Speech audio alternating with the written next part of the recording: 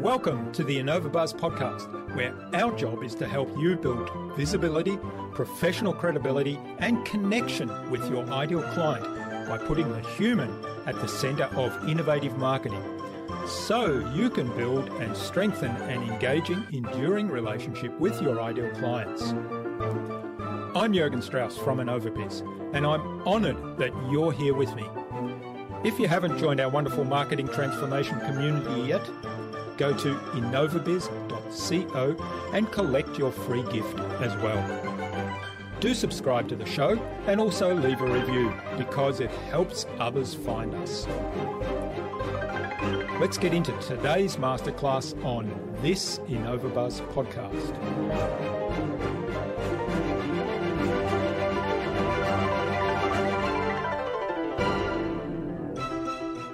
Fess up when you make a mistake. We all make them, and it's bound to happen in business at some point. And people can forgive mistakes, and they're a lot more forgiving when you actually admit what happened. And many companies take the route of being defensive. But when you're actually straightforward about it and you explain the situation, it's just the human thing to do. But your customers will genuinely appreciate being spoken to on that human to human level. And when you explain what actually happened, they'll understand. People are far more understanding.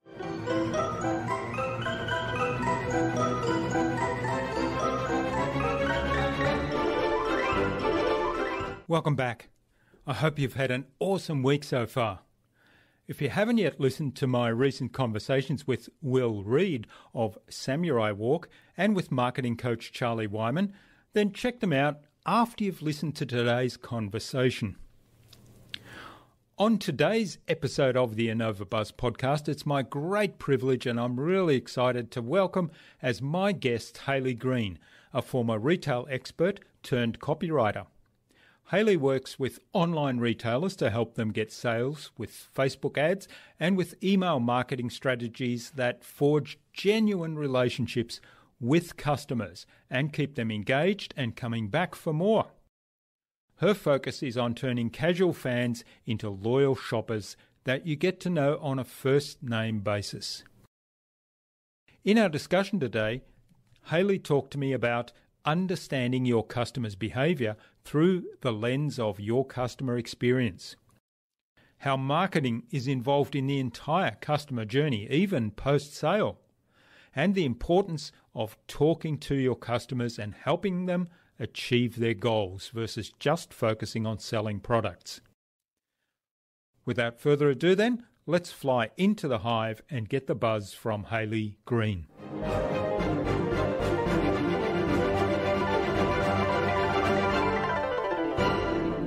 Hi, I'm your host Jürgen Strauss from InnovaBuz, and I'm really excited to welcome to the InnovaBuz podcast today, all the way from Washington, D.C. in the USA, Hayley Greene. Hayley helps e-commerce brands increase their revenue through higher customer lifetime value, and she does that by writing and sending out strategic email campaigns. Welcome to the InnovaBuz podcast, Hayley. It's a great privilege to have you as my guest. Thank you. I'm honored to be here. Iman Zabi, who was our guest on episode 269 of the InnovaBuz podcast, suggested that we get you on and have a conversation with you. So big hello to Iman. Yes. Iman's wonderful. I've worked with her for a couple of years. Yeah, she's very talented.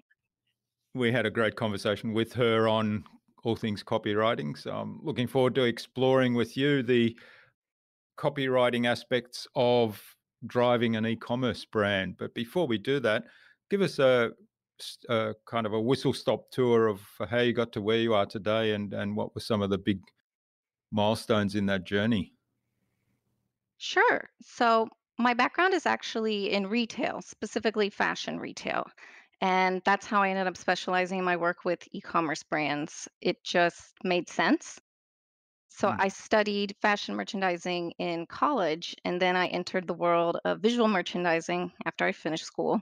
And I know from experience that most people have never heard of the job visual merchandising. So The easiest way to explain it is that I designed the window displays and the in-store displays for clothing stores. And it was this form of silent marketing.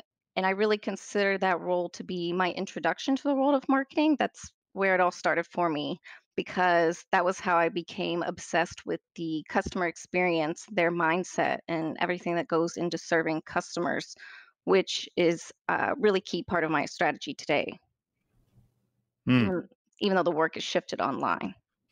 yeah, yeah, that's fascinating. So, what were some of the big learnings from your experience in designing window displays and in-store displays that you've kind of taken on into the online world? Sure. So it's actually quite analytical work. When we're in a store shopping, we don't usually think about the displays in the store unless something happens to catch our eye, but it's all very strategic and decisions are based on applying data to creativity. It's kind of that mix, which I find is really how I approach copywriting too. Mm. That's marketing, Yeah, right?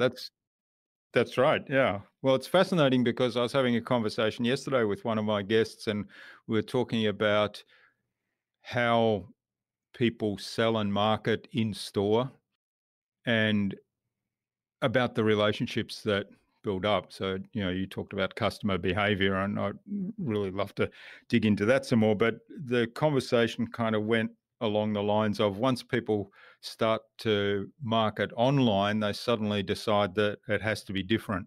And they kind of forget about the fact that there is actually a customer who's going through a journey and there's a relationship that has to be built, and it really is fundamentally the same as an in-store experience, except that it's online. So there are some differences, but the fundamentals are actually the same. And what happens with a lot of marketing online is that the fundamentals are thrown away and everything's done differently, and it becomes very transactional. Yeah, 100%. And there is a lot of overlap, right? You talk about that buyer's journey, but when you enter a store, you're also going on a journey too. It's laid Mm. out to direct you in a specific route throughout the store.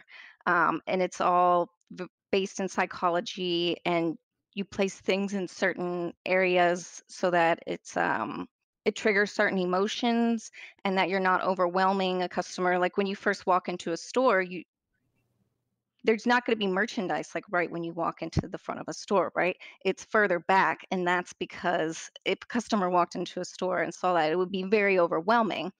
Um, so you're kind of moving them, it's not the same as moving them through a funnel, but you are kind of moving them through that journey through the store, and, yeah, I think there's a lot of overlap with the online world too.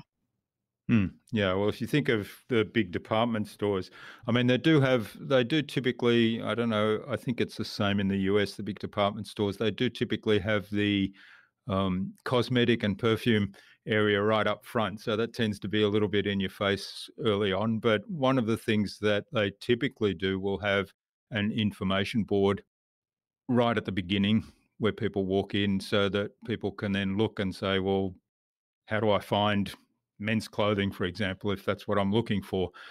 So they provide the information to guide people and help them go on their journey to wherever they want to get to first before they try to sell them something. So you work with e-commerce businesses and you help them build better customer relationships and sell more. But I like that you sort of put the customer relationships first. So what are some of the things you do when you work with those businesses? Yeah, so I help e-commerce brands. My goal is to always keep customers coming back for more through primarily through strategic email campaigns and copywriting. That is the key to profitability as a company, right? Customer loyalty. And I think when you focus on that customer experience and the service, you really have more of a long-term mindset because I see customer retention as the path to true growth in a company. And It's really common for acquisition is a crucial part of the business too, right? You have to bring customers in, but it's easy to get so laser focused on attracting new customers that we might lose sight of focusing on that retention and the experience. When in truth, it's really a very small percentage of people that are loyal, come back and shop with you again, and they usually wind up generating the most revenue for your business. And so my focus is on integrating that customer experience into your marketing efforts. And I really see two main paths to customer experience, and that is talking directly to your customers through customer interviews and also through email marketing in the post purchase sequence. So the communication that happens after the sale. Mm. Yeah, that's fascinating. I really like that you do that because I think a lot of marketing, particularly online, is so focused on acquiring new customers and they ignore existing customers at their peril. I mean, not only that do they ignore existing customers and lose the opportunity to have them buy more, but they actually annoy them to the extent that they lose those customers. The classic example for me is the telcos and the internet service providers are really great at this. They will put out an offer to their email list saying, "Oh, this month," or let's say because we're right in the middle of the COVID pandemic right now, so a lot of people are doing special deals and special offers to help people manage cash flow at this time. And so an example might be, oh, because of the COVID-19, we're offering a 50% discount on our internet service plans or our mobile phone plans, but it's only for new customers. And so if I'm an existing customer and I say, oh, I would actually love to take advantage of that plan, of the 50% off plan to reduce my costs. They say, no, sorry, it's only for new customers.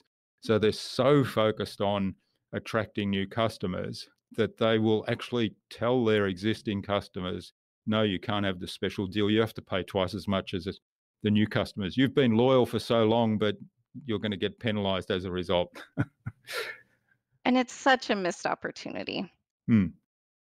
We all get tons of emails from e-commerce companies to go back to what you were first saying, and most of them are all the same. We're having a sale, come buy this thing, find the perfect gift for someone. And that all blends together when we're scanning through our inbox, and we've been trained to expect that in e-commerce. Here's a picture of these products to buy. But then to go back to what you were saying, those loyal customers are getting punished when really they're the customers that you should prioritize. Hmm.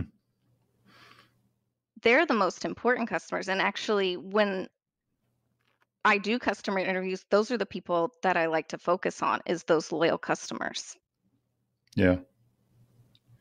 So tell us a little bit about some of the emails that you would suggest a business send out after the purchase to continue to build those relationships? Sure.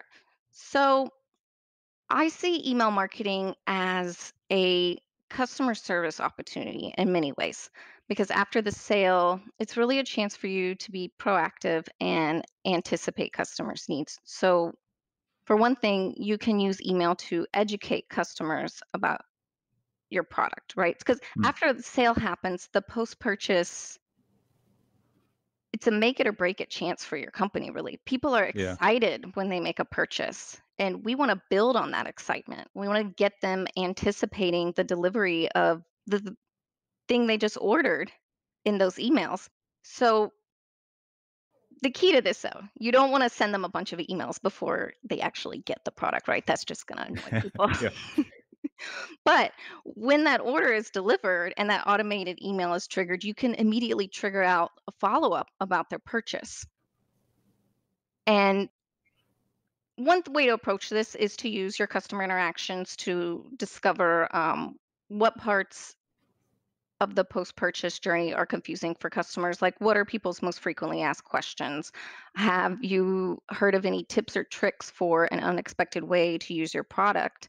Uh, what part trips people up when they're first trying to use this product? Or can you show images of real life customers happily using your product? People really respond to that. Mm. Genuinely thank them and remind that person of why they made a great decision when they decided to click that buy now button. Um, you want to get them engaged with the actual product right away. You want to get them using it because how many times do we impulse buy something, especially Yeah. with e-commerce, and we get that hit of dopamine when we buy the product and then we don't even use it. Mm. And it just like sits in a box and collects dust on a shelf. So that's why the post-purchase flow is such a key opportunity to really get that customer, that brand new customer engaged in your brand. Yeah. I think I think there's so many really valuable points there. I agree with you. The amount of times, and I've done this, bought things, and it might be a service, it might be a training programs are classic. I've bought training programs that I've never even looked at, and they sit on the shelf because there was no follow up, and of course I forget about them. So, and we do this with all kinds of things. Or the other typical one is something will arrive. It's a physical product. Let's say it's a mobile phone, just for an example. That was one I had recently, and I bought it for a particular reason. And then I started trying to use that app on the phone, which was unique to this phone. And it turned out to be not intuitive. It was more complicated than I thought. And so all of a sudden my excitement collapses. I'm disappointed. Oh, this app doesn't actually work. And that is a real lost opportunity as well. So making sure that, if you then turn those experiences around and say, okay, now I'm selling that mobile phone, and I've heard from customers that these are some of the frustrations. Well, how can I make sure that once that phone arrives, that the people know, hey, here's how to do this. Here's a step-by-step guide how to run this app, and here's how to get the best results out of it. So there's lots of opportunities to educate people. And the other thing, I think, in in between, like once the purchase is made, there's some great opportunities to build the anticipation. So, well, here's what's going to happen next. You know, it'll be 3 to 5 days before your item arrives. Here's how you can track it. There are so many things you can do to make the experience wonderful, even before the product's actually arrived. Of course. And that's the important thing, as you mentioned before that product arrives, is really communicating. Um, Mm. because this actually happened to me over Christmas. This past holiday season, I had ordered a gift, and I don't know what was going on with the company. They were transitioning warehouses or something. The product ended up arriving a month later. Mm. And in between that, I got a shipping confirmation email and then nothing. Yeah. And I was struggling to reach their customer service line. I wasn't worried about it at first, but after a couple weeks, I was like, what's going on here? Am I actually going to get this product? And it was it wasn't super expensive, but it wasn't super cheap either. It was like a couple $100, and it was a gift for someone. Um, Mm. and it was just a really disappointing experience because I was a brand new customer to that company. And now they did later on apologize and sent out some really great emails there, which I appreciated. And they were kind of able to turn that experience around. But I completely empathize with how frustrating that can be with customers. And I always try to remember that when I'm marketing for companies as well. Mm. I think one of the things that I really like about your approach is the concept of your providing the customer a great experience. That's the number one premise of your marketing strategy, and that's pretty easy to do, actually. um, it's surprisingly easy to do. People think it's rocket science or something, but it's actually surprisingly easy to put yourself in the shoes of a customer buying something and say, well, what would be a great experience for me, and how can I provide that if I'm the supplier to my customers? Yeah, that's spot on. It is surprisingly easy. It's just putting yourself in their shoes. And it's all about finding balance too. You don't want to we don't want to overwhelm customers with too Hmm. much information immediately after the purchase. This marketing should happen over time. And it's all about serving people and adding more value to their lives. But I can guarantee you this type of marketing is far more likely to engage your customers than just sending promotion after promotion. And I'm not saying we don't sell at all in emails. We should actually always be directing people back to our website, right? But not by spamming their inboxes or Yeah. being a nuisance, just being relevant in the readers' lives. Hmm.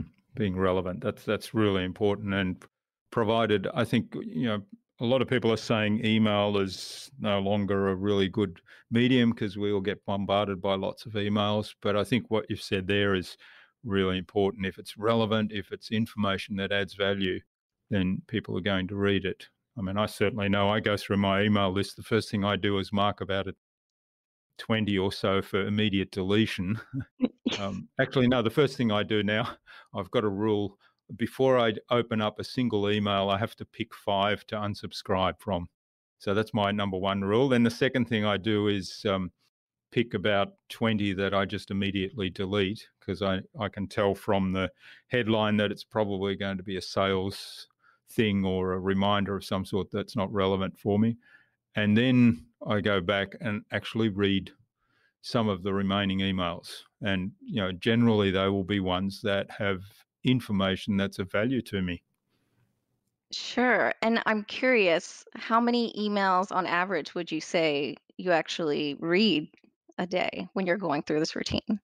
Um, Probably about 10 emails of a general nature. So that's on top of, so I would read emails I get from people I know or customers. If a customer emails me, obviously I'm going to read that and respond to that. Or if I'm having a conversation, like for example, we might be having a conversation prior to the podcast, so I'd certainly read that. But outside of those ones that are part of my day-to-day business, there might be 10 emails I read.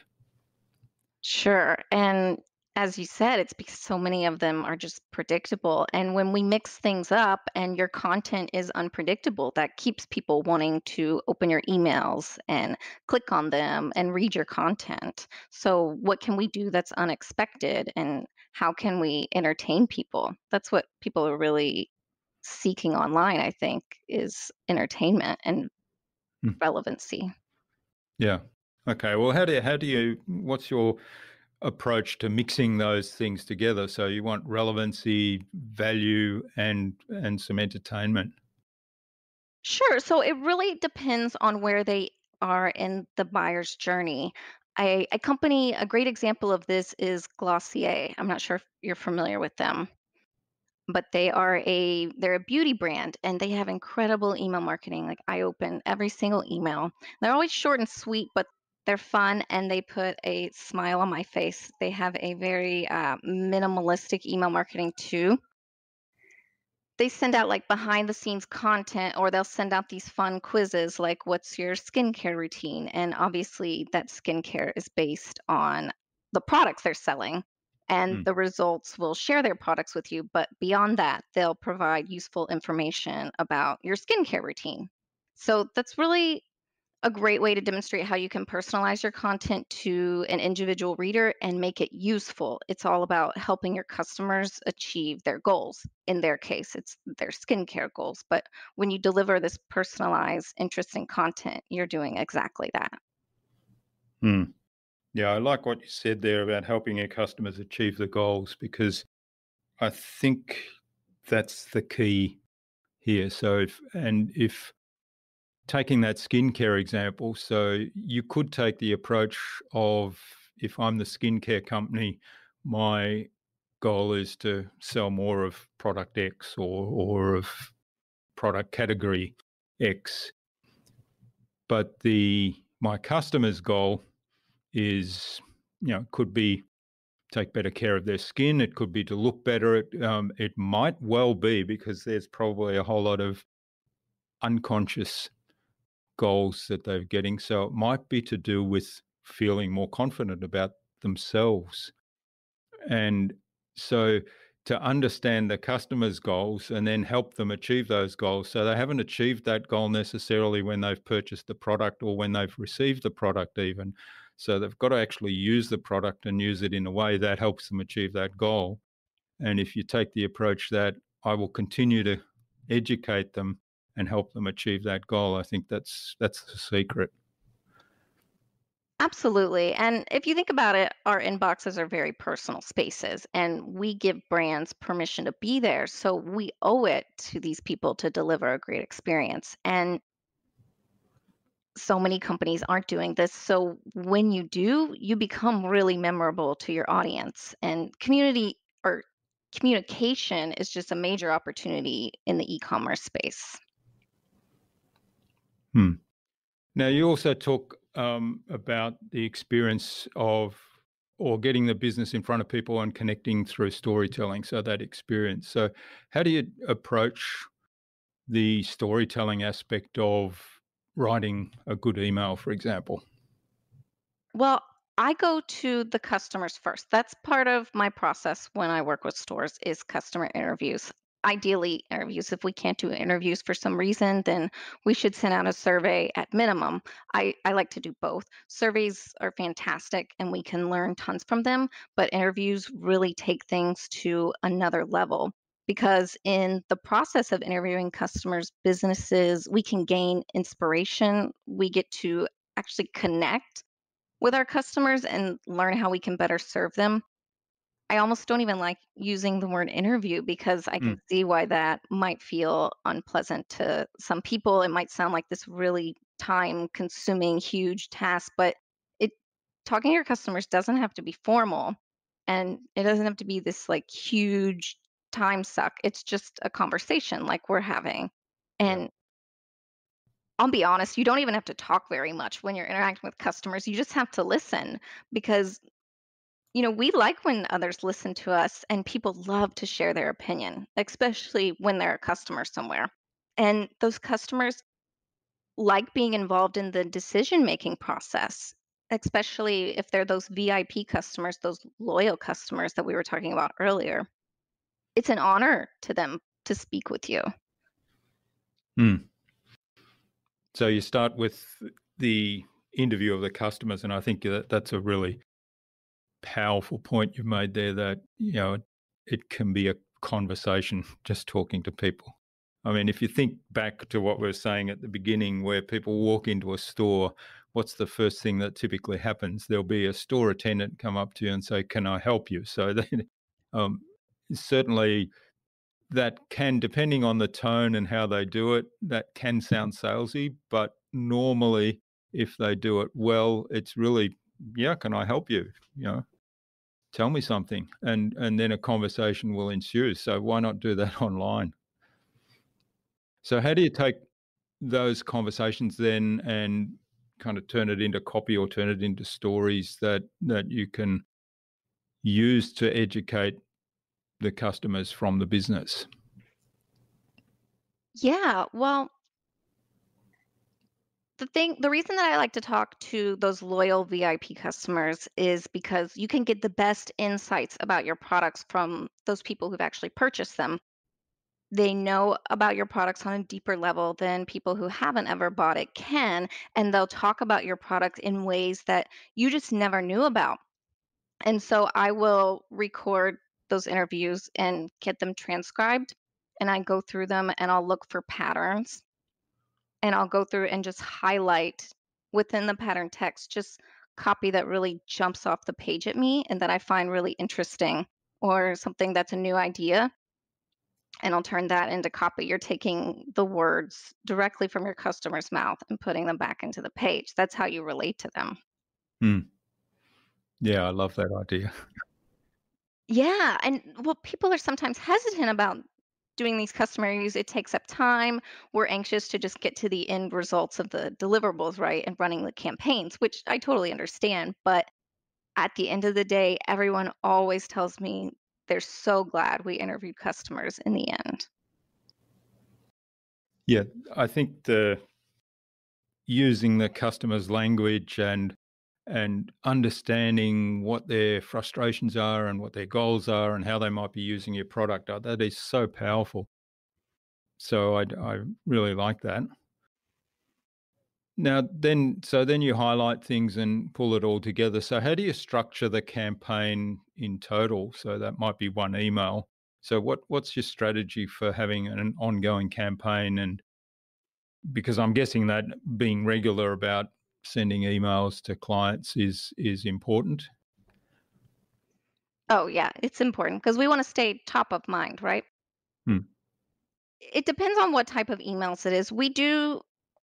I do recommend sending out sales emails, but it's a mix of sales emails and nurture emails. So, circling back to that Glossier example where they sent out that quiz to their customers, and it was that skincare quiz where you got the result at the end that told you which one of their products was best for you.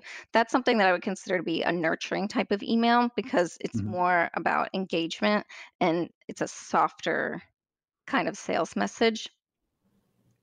So you really want to send a mix of those. And I use those interviews to really guide the campaign and the number of emails. And that's really the starting point. I developed the strategy around that customer feedback. And you can also get that customer feedback from reading transcripts, like from, chat transcripts if you have a chat support on your website or phone Mhm. transcripts or even emails. I comb through product reviews. You can find a lot of really fun insights in product reviews. Like I was working with a watch company recently and they build these incredible watches and they're a direct to consumer brand and their customers love their watches. But when I was looking in the reviews, you found a lot of the feedback was talking about the unboxing experience of what it felt like to receive that product, and it was really thoughtfully designed packaging and that entire experience. They were talking about that, and they were talking about showing their watch off to their friends and how impressed people were. Whereas the instinct as a business owner is to just talk about your products all day long, right? We're obsessed Yeah. with the products that we create, and I totally get that. But it's not just about the product and the customer. So I really build those campaigns around all of the other things they're talking about. And I break each one into a different email. That's how you keep generating interesting content because I don't want to send these super long emails that no one's going to read, right? You want one goal in each email, one Mm. topic. Yeah. Well, there's a couple of really golden nuggets in what you've just shared, and so obviously the one you finished up with, one goal, one topic per email. I think that's a really important one. The other one I think is just somebody said this to me recently about reviews, and I thought that's brilliant. So I think we can learn a lot from that using reviews or using chat transcripts if you have a chat function or a support function online that can actually give you the language that customers are using, can give you the things that they're most excited about or most frustrated by if it's negative. So that, in the watch example, it's obviously excitement over the unboxing experience and sharing or telling their friends about the watch, showing their friends the watch. So it's giving you the customer experience from the customer's viewpoint. So that's really great advice. So do you have any other little tips for us like that that we can learn? In your email marketing, I mean, my number one tip, I want everyone to go out there and do this so badly. Just talk to your customers, pick up the phone and call them.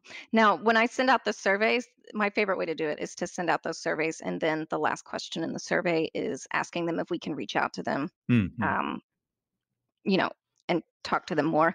But picking up the phone and calling them, it makes that big of an impact, and every time I do a round of customer interviews, not only does the client appreciate it, but customers are so genuinely appreciative of it, and that's where you're really building that loyalty.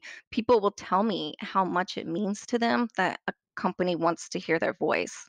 Every time I do a round of interviews, somebody will say, like, wow, this is somebody that I want to do business with. Thank you for talking to your customers and hearing from us. And you're showing these people how important they are, which is quite meaningful. And can you imagine making that kind of impact on someone as a company? It's pretty powerful. Hmm. Yeah. And if you turn it around, right, you think, wow, that's I feel pretty special. They made me feel pretty special, and just like Maya Angelou said, people forget how what you did for them. They forget what you said to them, but they remember how you made them feel.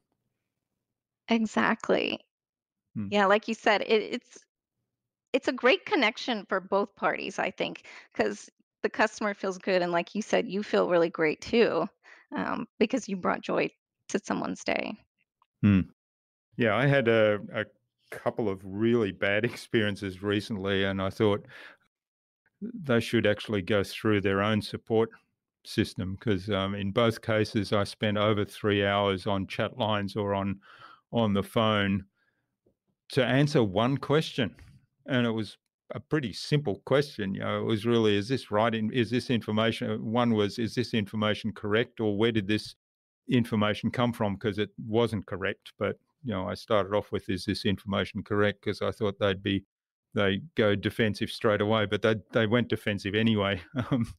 And the second one was it was my mobile phone stopped working right at the beginning of the coronavirus pandemic lockdown that we had here. So I went online to find out how I could get it repaired, and of course they said, "Oh, bring it into the store."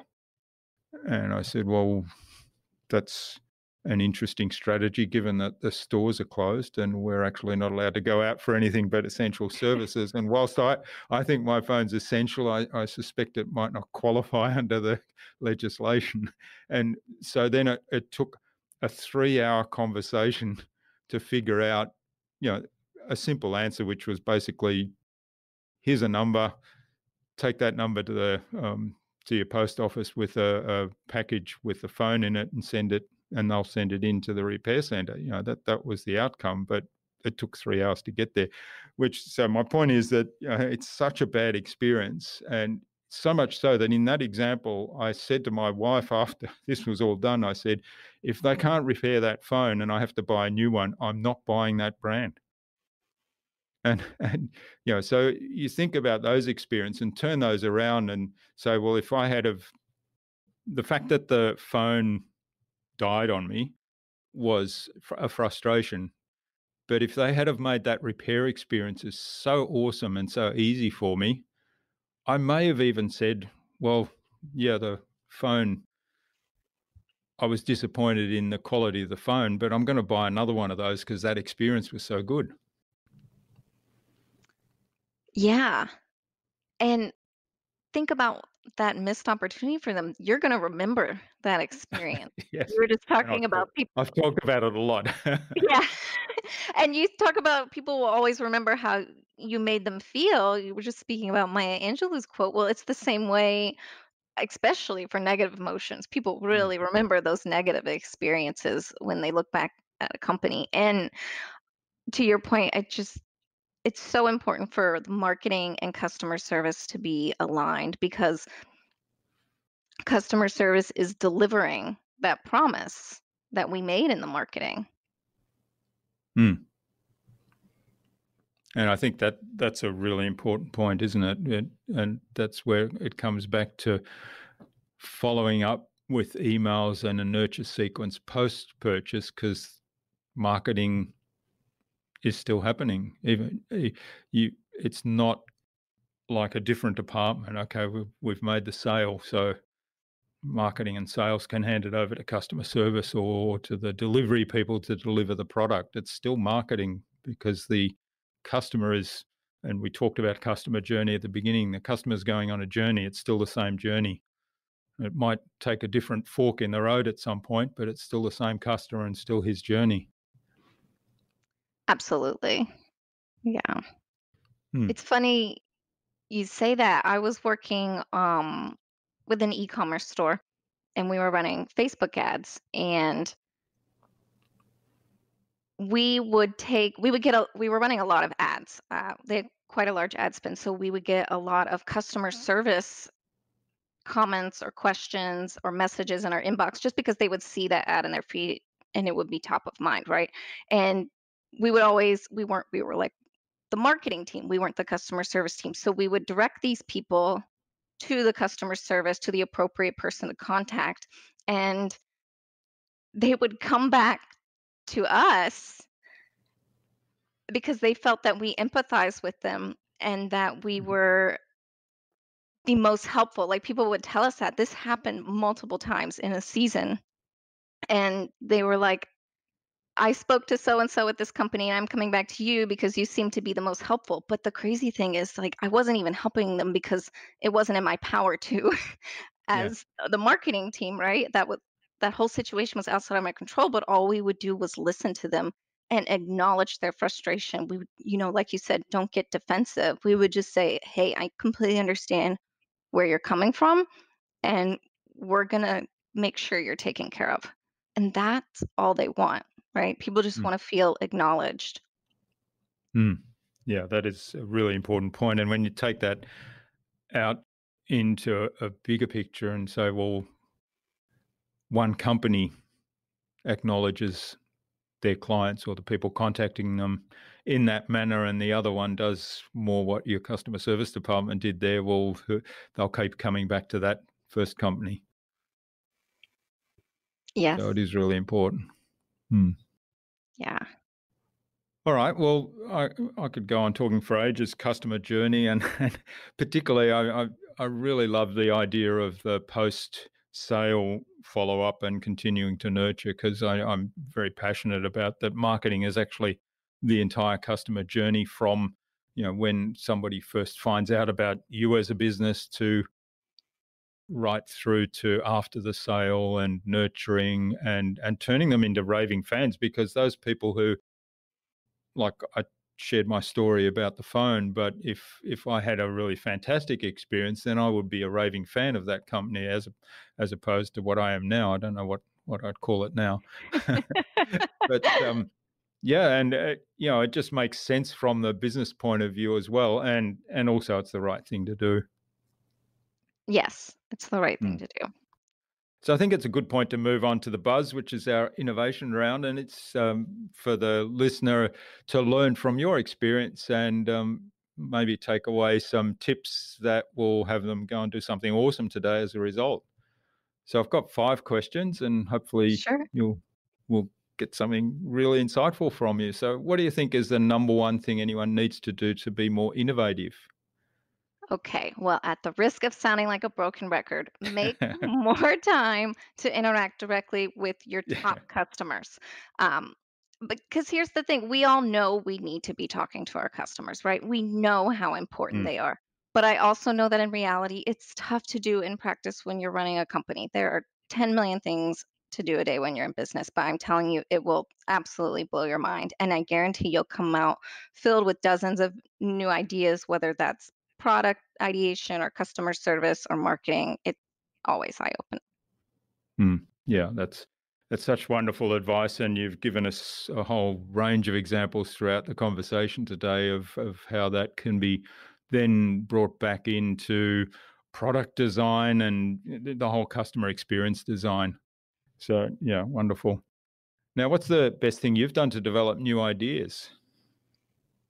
Okay, so I love history and I often seek inspiration from the past. I'm really into antiques and vintage things, and Mm, I find it amazing how inspiring studying history can be. There have been millions of incredible ideas before us, and we can breathe life into those ideas and bring it into today's world and make it something completely new. And we can also gain a ton of inspiration from business leaders in the past. I love seeing what made them innovative leaders and how they built these lasting businesses. that's wonderful. That's an interesting perspective looking at history. I think there's a lot that we can learn from history. I mean, the typical thing is in politics and maybe even in this COVID-19 situation, we could possibly learn from more from history, but certainly taking ideas out of things that you might discover in a vintage store is a new one for me. Hmm. All It's a right. lot Do you of have a fun. Yeah.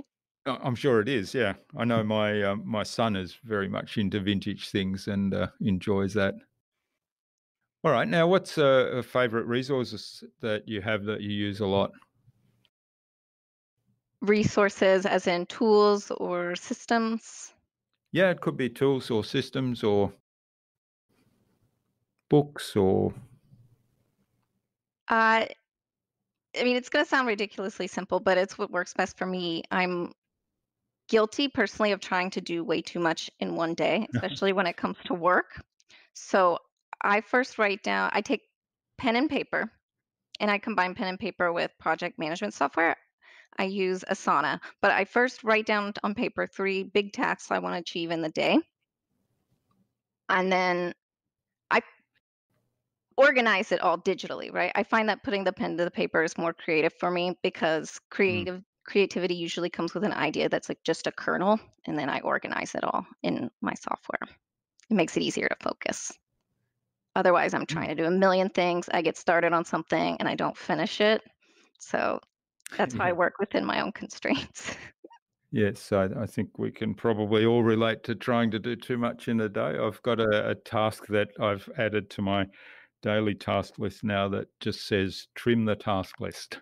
That's one of the things I do. So it's sort of the same philosophy as I was talking about the email earlier. But yeah, I like the idea of starting off with pen and paper and being creative because that certainly is, I think, gives you more creative freedom than software or a screen and typing, but then using the project management system online to organize it. Yeah. It makes it Mm. easier to focus. Yeah. All right. Now, what's the best way to keep a client on track or a project on track? That's a great question. I think it's all about setting expectations. Um, Not only is that the best path when it comes to customer experience, but it's also an essential piece of the client experience because clients are busy and they're hiring you because they think you can help them. And they're actually relieved when you can be proactive and take ownership of the project. Hmm. Sometimes you might just have to remind them or nudge them, but especially in the beginning, I believe that there's no such thing as over communicating and really just taking the reins of the project and saying, okay, here's how we're going to start. These are our next steps. And then each week checking in and saying, all right, here's where I am. Here's my next steps. And here's where we're holding. Like, here's the block, Hmm. as in, like, here's what I need from you to keep going. I find that usually is the best way to keep things going. Yeah, that's great advice, and it comes back again to the philosophy of your copywriting, which is talking to the customer. All right. I'm Now, what's obsessed the? with the customers. Sorry, can you repeat that? Oh, sorry. I said I'm obsessed with the customer mindset. I apply it to everything. Yeah, great. All right. What's the number one thing anyone can do to differentiate themselves? Being transparent. Um, Fess up when you make a mistake. We all make them, and it's bound to happen in business at some point. And the example you gave about your mobile phone is the perfect example. People can forgive mistakes, and they're a lot more forgiving when you actually admit what happened. And many companies take the route of being defensive. But when you're actually straightforward about it and you explain the situation, and it's just the human thing to do, but your customers will genuinely appreciate being spoken to on that human to human level. And when you explain what actually happened, they'll understand. People are far more understanding, Hmm. I think. Yeah, I absolutely agree with you. I think that it's a fallacy that businesses think, and I mean, the other experience I had was a government agency, but that clearly there was a mistake made, and they were they took great lengths. They went to great lengths to make sure that there was no blame attributable to them, and yet it was a glaringly obvious mistake, and yet had they said, "Oh, that was an oversight. We're really sorry. Here's how we're going to fix it." First of all, I wouldn't have been on the phone call for 3 hours. It would have probably been dealt with in 15 minutes. And secondly, I would have come away thinking, well, that was easy, and it would have been a good experience. And I would have said, well, the people make mistakes, like you said. Yes, So yeah, good suggestion. And it's certainly because of the experiences I've shared, it clearly will differentiate you. absolutely. Thanks, Hayley. This has been really great. Now, where can people find out more about you and maybe even reach out and say thank you for all the gems you shared with us today? Sure. Well, you can find me at my website, which is HaleyGreene.com. That is Haley and green, like the color, but with an E on the end. And you can also find me on LinkedIn. Okay, and we'll post links in the show notes so people can click straight through and make sure they get the spelling right. All right. Now, do you have a parting piece of advice for our listener today? I guess the number one piece of advice I would give to any business is outside of customer experience, of course. Yeah. It would be, and I say this because this was something that helped me back a lot in the beginning, but be decisive. Mhm. Leaders, great leaders make decisions they can stick with, and that's how you move forward and make progress in a company. Listen to your team and accept their input, but don't waffle around and debate decisions as a team. That's how you get stuck and, projects and goals kind of fall off the map. But just, make a decision and stick with it. Hmm. Yeah, that's great advice. And it kind of comes back to that people are looking for certainty and recognition as well, but the certainty in that sense, in that situation of knowing that the leader, we've made a decision, the leader is going to see that decision through now and support us, which comes back to the same principle in building those relationships with the customers, the certainty that the business is there to serve them. All right, 100%. fantastic. And finally, Hayley, who would you like me to chat with on a future InnovaBuz podcast and why? Oh, yes. Okay, so I would love to recommend Jen Myers. She is a longtime entrepreneur, has ran many businesses, but is now a Facebook ad strategist and a consultant. And she is a leader in the health and wellness space and is also currently launching another product business. So she's a busy woman, but an all around brilliant marketer. And I would also recommend Jessie Lewis. She coaches consultants on their writing and messaging. She's really talented and such a joy to speak with about business. She has a ton of experience from working with marketing agencies, but with every conversation I have with her, this is even just on a friendly level, but she really gets you to think about things in a very unique way. Great. They sound like wonderful guests. So we'll reach out to Jen and Jesse, maybe get an introduction from you and have them on the InnovaBuzz podcast for a conversation as well. Yes, I would love to. Thanks so much for sharing your time and your insights with us today so generously, Hayley. I've really enjoyed this. I mean, there have been so many really valuable suggestions that you've given us today, and I'm sure that the listener will get a great deal out of this today. So take away those golden nuggets, implement some of that, go talk to your customers, and Hayley, I wish you all the best for the future, and let's keep in touch. Thank you, Jurgen. It was wonderful to speak with you. I really enjoyed our conversation too.